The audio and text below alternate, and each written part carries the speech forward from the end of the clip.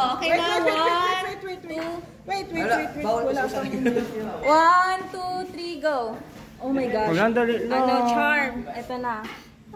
Mag-drawing ka na. Portrait landscape. Mga straight, portrait. Mga shape lang Mag-drawing ka ng circle, pero hindi perfect circle. Parang pa-oblong siya.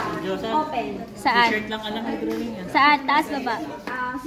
Oblong, pero di-close. Mga oblong shape na di-close.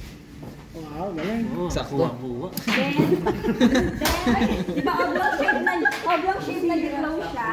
Yung sa taas niya na maliit na size ng Kala mo madali i-close mo yun by straight line. Ano na? Horizontal. Ano na ulit? Yung, di ba oblong shape siya na close. Yung hindi na close, i-close mo yung straight line.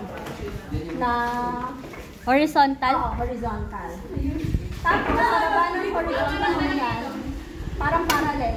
Magdadrawing ka pa ng line sa baba niyan, horizontal. Sa loob ng oblong Pagkinunan talaga.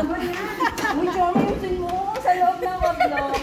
Na ano na yun, sa baba, yung sa babang dinrawingan mo, mag-line. Bisaya. Mag-bisaya na lang tayo. Mag-drawing ka ng maliliit na circle. Bisaya na lang? Ilan? 12.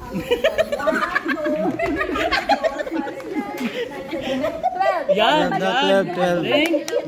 Kuha na, mag-charm. Panalo na to. Orange. Tapos, magawa ka ng sa baba, parang parallel, pero magdidikit. Sa loob? Sa baba ng oblong. Sa baba ng oblong na yan. Ay.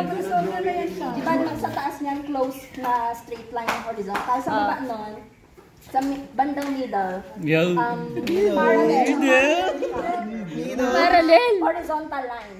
Horizontal. Parallel na horizontal. Sa gitna? Sa gitna? Sa gitna? Oo, middle ng oblong. Tapos? Pero sa baba.